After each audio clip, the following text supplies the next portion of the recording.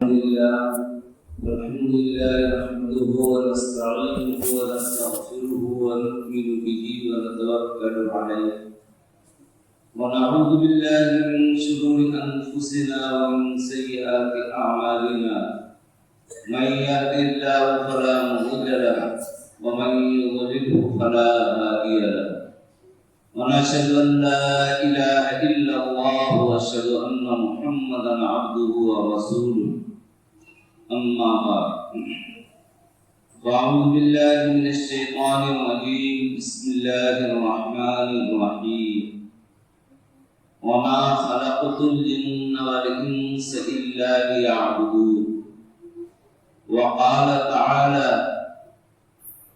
لله على الناس حج البيت من استطاع إليه سبيلا صدق الله العظيم.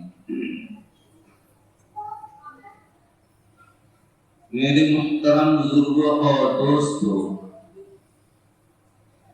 یہ تو ہم سب لوگ جانتے ہیں کہ اللہ تبارک و تعالی نے ہزاروں کی تعداد میں مخلوقات پیدا کیے، لیکن ان مخلوقات میں سے براہ راست کسی سے اپنی عبادت کرنے کا مطالبہ نہیں کیا، لیکن دو مخلوق سے اللہ تبارک و تعالی نے اپنی عبادت کا مطالبہ کیا ہے، جیسا کہ اس آیت پاک کے اندر اللہ تبارک و تعالی نے فرمایا کہ میں نے جنات اور انسان کو اپنی عبادت ہی کے لیے پیدا کیا ہے۔ اس سے بات یہ معلوم ہوتی ہے کہ بقیہ جو مخلوقات اللہ تبارک و تعالی نے پیدا کیے ہیں، بنائے ہیں، وہ انسانوں کی خدمت کے لیے۔ اللہ تبارک و تعالی نے ہم لوگوں سے براہ راست اپنی عبادت کا مطالبہ کیا ہے، چنانچہ ہم مسلمان اسی وقت کہلاتے ہیں جب ہم لا الہ الا اللہ محمد رسول اللہ پڑھ لیتے، جب ہم اللہ کی توحید کا اقرار کرتے ہیں اور جناب رسول اللہ صلی اللہ علیہ وسلم کی رسالت کا اقرار کرتے ہیں اور گواہی دیتے ہیں، تو یقیناً ہم مسلمان ہیں۔ جب ہم مسلمان بن گئے، جب ہم نے اسلام کو قبول کر لیا، تو اب ظاہر ہے کہ اس سے پہلے گویا ایک طرح آزاد تھے، لیکن جب ہم کو مسلمان کہہ دیا گیا تو مسلمان کا مطلب ہی ہوتا ہے اطاعت و فرما برداری۔ گویا اب ہم اپنے من سے زندگی نہیں گزار سکتے، ہم اپنے من سے جو چاہے کریں یہ کام نہیں کر سکتے۔ چنانچہ اللہ تبارک و تعالی نے جو ہم لوگوں سے مطالبہ کیا ہے، ایک تو عبادات کے قبیل سے ہے اور ایک معاملات کے قبیل سے۔ معاملات کے قبیل سے تجارت ہے، کھیتی ہے اور اس طریقے کی چیزیں آتی ہیں۔ ایسے ہی لین دین کے اندر ظاہر ہے کہ قرض بھی آتا ہے۔ پچھلے جمعہ میں آپ لوگوں نے دین کے سلسلے میں، قرض لینے اور دینے کے سلسلے میں تفصیلی گفتگو سنی تھی، تفصیلی بات آپ لوگوں نے سنی تھی۔ تو اللہ تبارک و تعالی نے عبادات کے اندر تین طرح کی عبادتوں کا ہم لوگوں سے مطالبہ کیا ہے۔ ایک عبادت کہلاتی ہے عبادت بدنیہ، ایک کہلاتی ہے عبادت مالیہ، اور ایک عبادت وہ ہے جو دونوں کے درمیان مشترک ہے، یعنی اس میں بدن کی بھی ضرورت ہے اور اس کے اندر مال کی بھی ضرورت ہے۔ جو عبادت بدنیہ کہلاتی بھی ہے وہ ہر ایک پر فرض ہوتی ہے، چاہے وہ مالدار ہو، چاہے وہ غریب ہو، چاہے وہ جوان ہو یا ادھیڑ عمر کا ہو، چاہے بوڑھا ہو، ہر ایک سے اس کا مطالبہ ہوتا ہے۔ اور جو حدیث پاک کے اندر فرمایا گیا بنی الاسلام علی خمس شہادت ان لا الہ الا اللہ، کہ اسلام کی بنیاد 5 چیزوں پر ہے، ان میں تو سب سے اہم اور اصل الاصول کلمہ توحید ہے، یعنی لا الہ الا اللہ محمد رسول اللہ۔ جب ہم نے اس کا اقرار کر لیا تو ظاہر ہے کہ سب سے پہلی چیز وہ عبادت ہے جس کا تعلق بدن سے ہے، جیسے نماز ہے اور روزہ ہے۔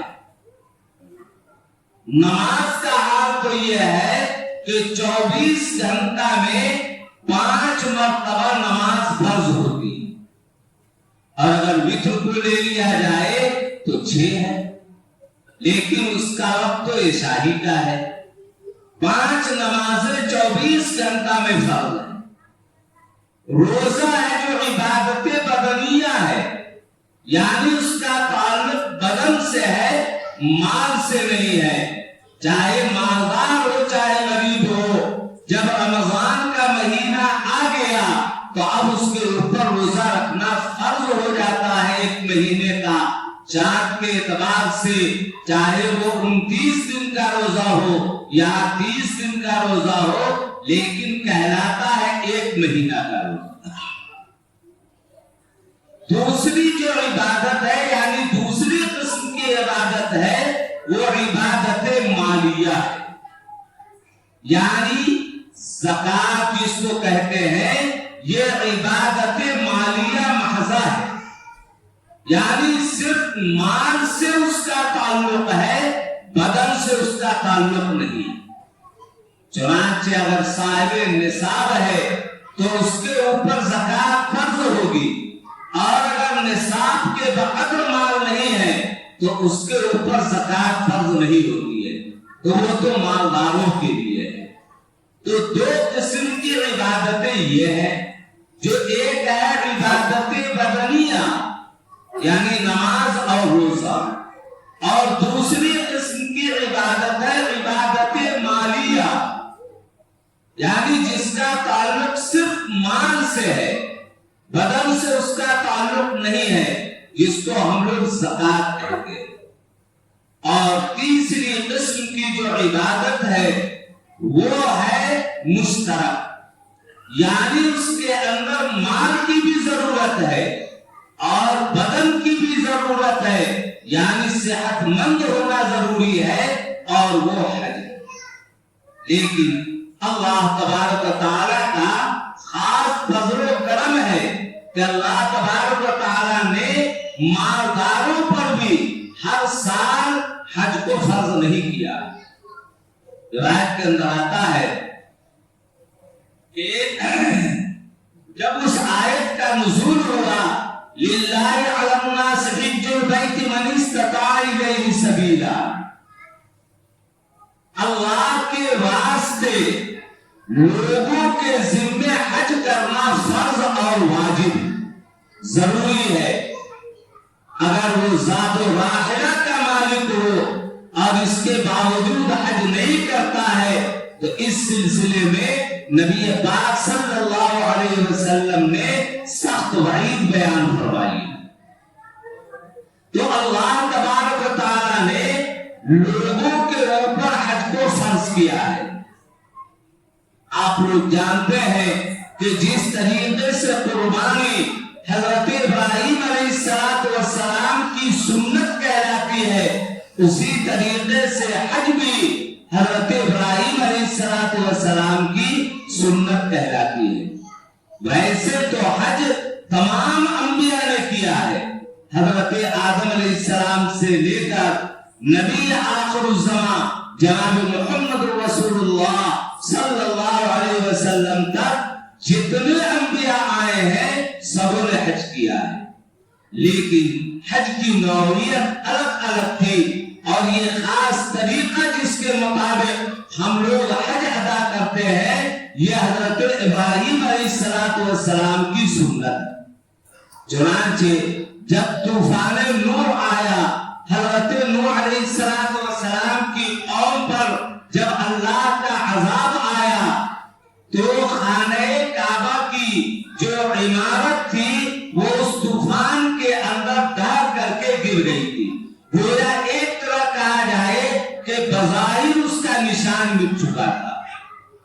حضرت ابراہیم علیہ السلام کے ذریعے اس کے جو گھاس یا جو چیزیں اس پر تھی جس کی وجہ سے بظاہر نشان مٹ گیا ہوا تھا اس کو ہٹوایا، اور باپ بیٹے یعنی حضرت ابراہیم علیہ السلام اور حضرت اسماعیل علیہ السلام دونوں نے مل کر کے پھر سے اس کی تعمیر کی، اور حکم ہوا کہ آپ لوگوں میں اعلان کر دیجئے کہ تم لوگ حج کے لیے آؤ۔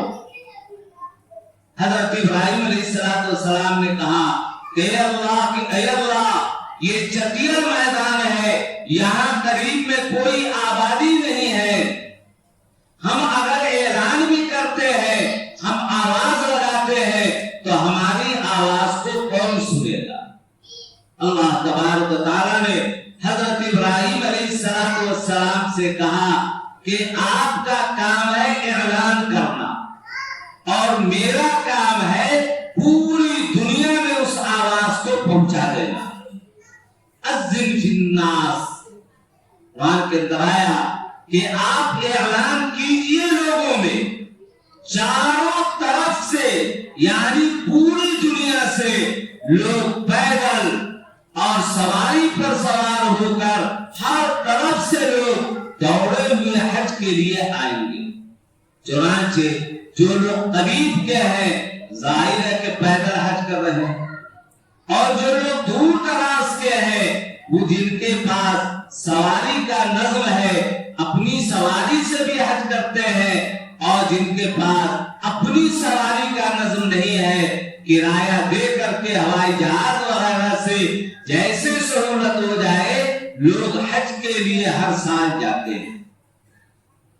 چنانچہ پوری دنیا کے اندر غور کریں تو لاکھوں کی تعداد میں سرکاری اعداد و شمار کے اعتبار سے 40 لاکھ یا اس سے زیادہ حاجی جاتے ہیں، اور جو لوگ ٹور کے نام پر، سفر کے نام پر یا دوسرے ذرائع سے جاتے ہیں ان کی تعداد اس کے علاوہ ہوتی ہے۔ اب ظاہر ہے کہ حضرت ابراہیم علیہ السلام نے اعلان فرمایا، اعلان کیا لوگوں میں، چنانچہ ہم لوگوں کو چونٹیوں کی شکل میں اللہ تبارک و تعالیٰ نے ایک شعور دیا، اور ہم لوگوں نے اس دن لبیک کہا تھا۔ جن جن لوگوں نے لبیک کہا ہوگا وہ لوگ حج کرنے کے لیے ہر حال میں جائیں گے، اور یہ بھی ایک عجیب چیز ہے۔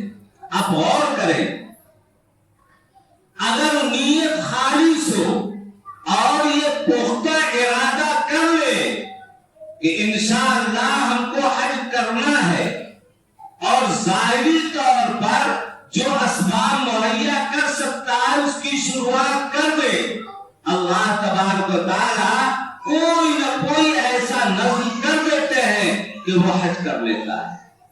آپ دیکھیں اپنے لوگوں میں کروڑ پتی ہے، پیسہ کی کمی نہیں ہے، لیکن حج کی توفیق نہیں ہوتی اور وہ حج نہیں کر پاتا ہے اور بغیر حج کے دنیا سے چلا جاتا ہے۔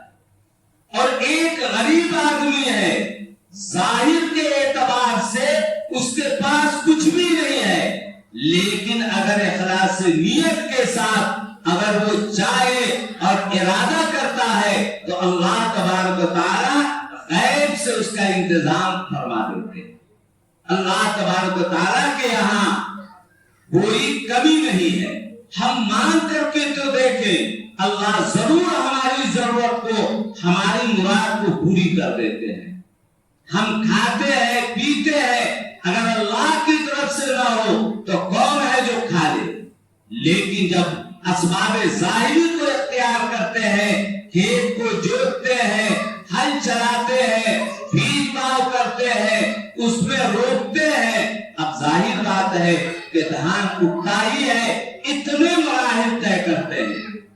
ایک بزرگ فرماتے ہیں کہ اگر بندہ کی نیت خالص ہو جائے اور یہ ارادہ کر لے کہ انشاءاللہ ہم کو حج کرنا ہے، اور اپنی حیثیت کے مطابق 2 روپیہ 4 روپیہ 1 روپیہ کر کے الگ رکھے اور یہ نیت کر لے کہ انشاءاللہ ہم کو حج کرنا ہے، تو اس پیسے میں اللہ اتنی برکت عطا کر دیتے ہیں کہ ظاہر کے اعتبار سے بظاہر کوئی اسباب ظاہری نہیں ہے، لیکن اللہ تعالیٰ اس کو وہاں تک پہنچا دیتے ہیں۔ حضرت تھانوی علیہ الرحمہ نے اپنی ملفوظات میں ایک واقعہ نقل کیا ہے کہ اگر اخلاص کے ساتھ آدمی کے دل میں تمنا ہو کہ انشاءاللہ ہم حج کریں گے، اللہ تبارک و تعالیٰ کوئی نہ کوئی صورت پیدا فرما دیتے ہیں۔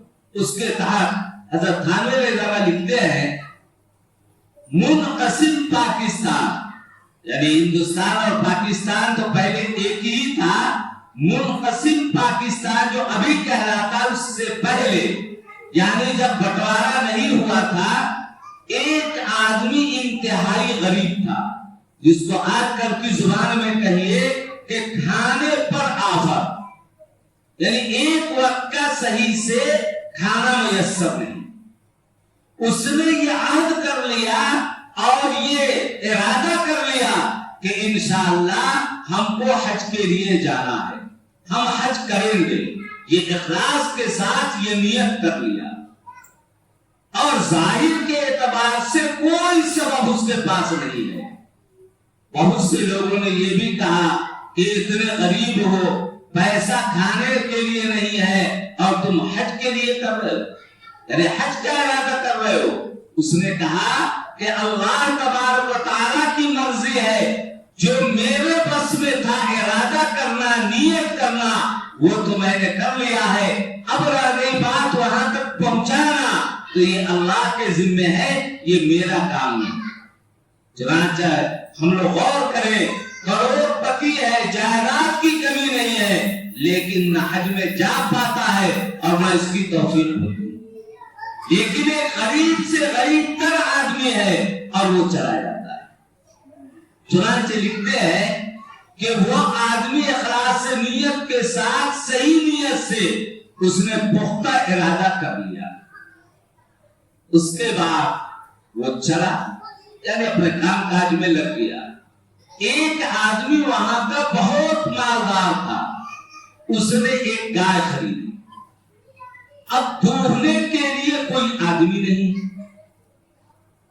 اور لکھتے ہیں کہ ایک چھوٹا سا بچہ تھا جو بیمار تھا اور اس کو گائے ہی کا دودھ پلانا تھا۔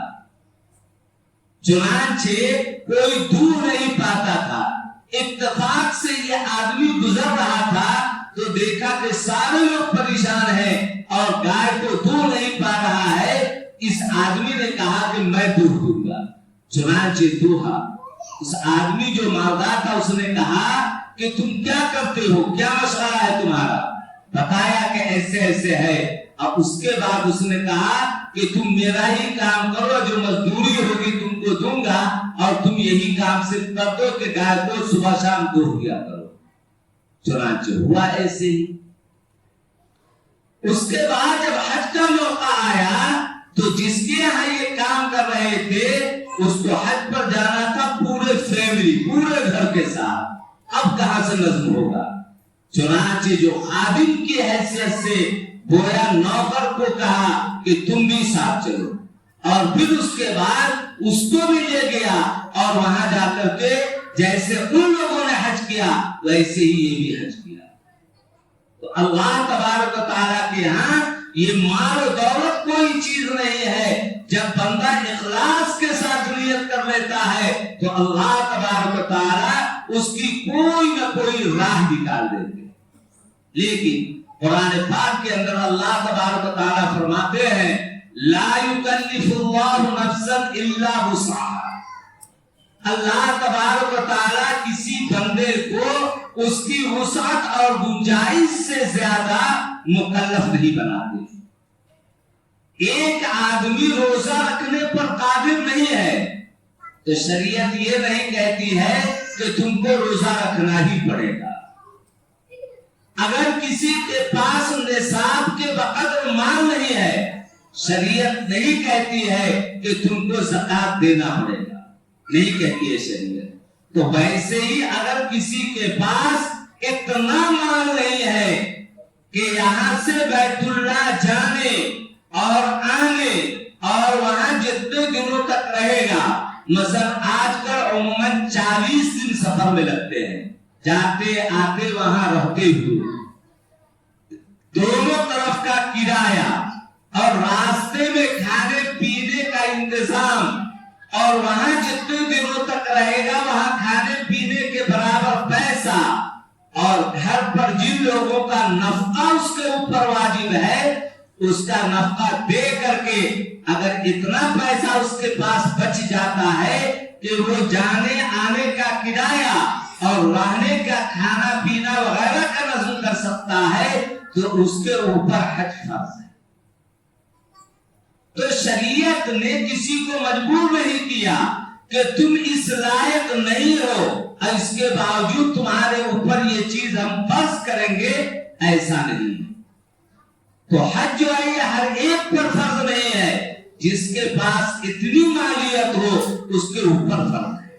ہاں البتہ فقہا لکھتے ہیں کہ اگر باغ ہے یا شیشم ہے یا زمین و جائیداد اتنی زیادہ ہے کہ اس کے گھر کی کفارت وغیرہ وغیرہ سب کو برداشت کرنے کی طاقت رکھتا ہے، مثلا دھان وغیرہ گیہوں وغیرہ یا اس طرح کی چیزیں ہو جاتی ہیں اور ضرورت سے زائد زمین ہے تو اس کو بھی بیچ کر کے اور حج کرنا چاہیے.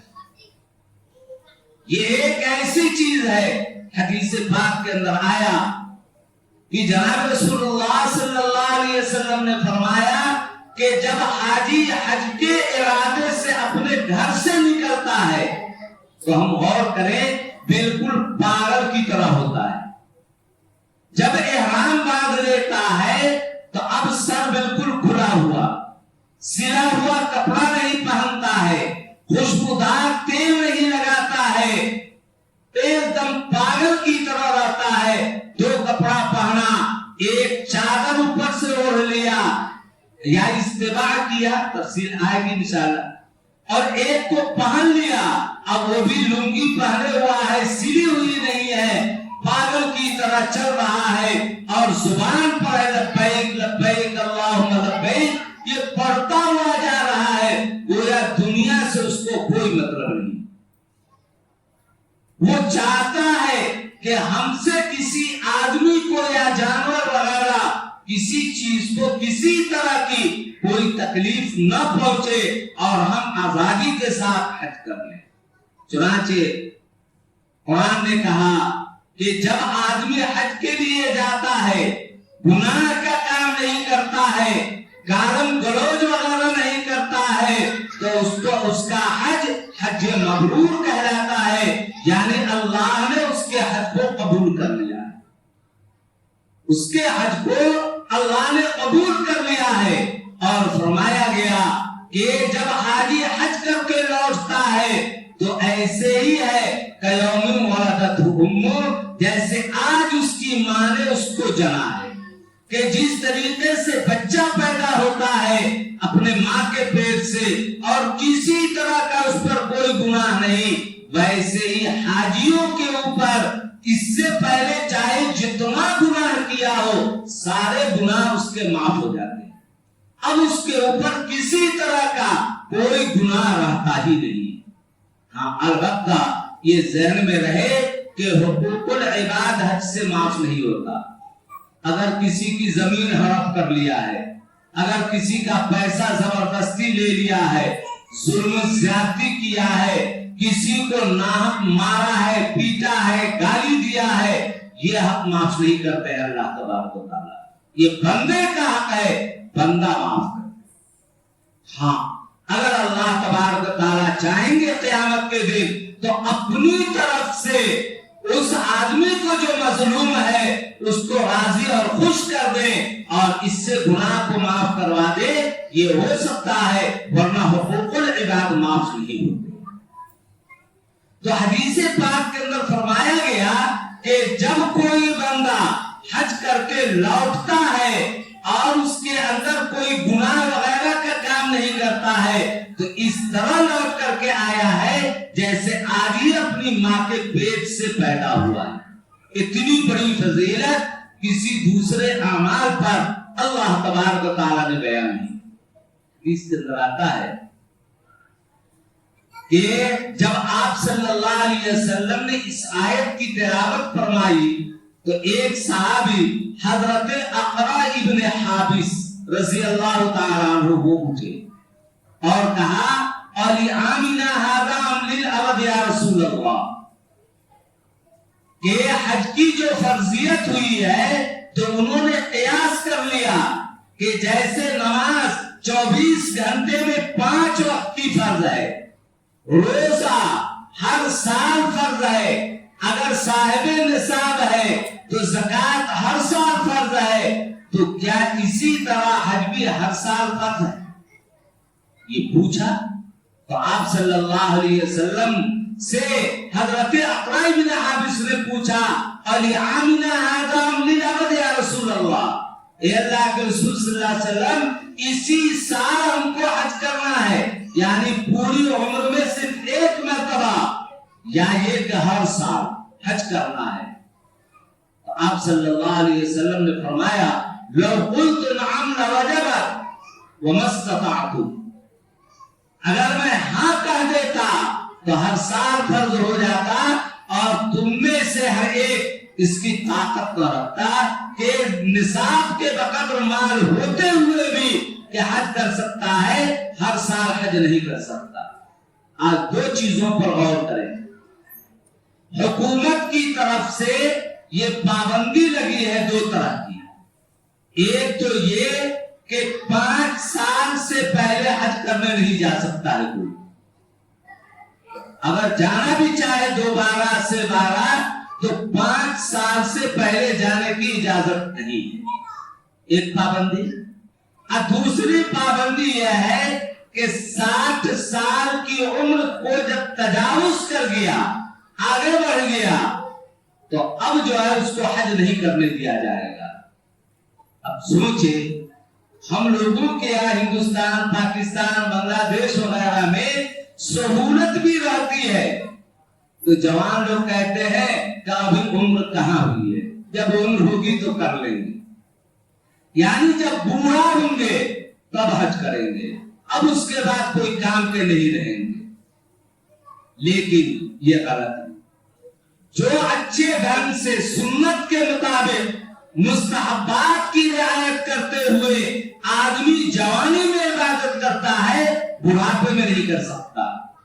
اسی لیے حدیث پاک کے اندر آیا کہ آپ صلی اللہ علیہ وسلم نے فرمایا اصل عبادت جوانی کی ہے، بڑھاپا تو عذر کی حالت ہے۔ آپ نمازی کو دیکھ لیں، کھڑا ہوتا ہے تو بیٹھا نہیں جاتا، اب بیٹھا رہتا ہے تو کھڑا نہیں ہوا جاتا ہے، آدمی اسی میں پریشان رہتا ہے، کبھی ہاتھ میں درد ہے، کبھی پاؤں میں درد ہے، کبھی کمر میں درد ہے، آدمی صحیح طریقے سے نہیں پڑھ سکتا۔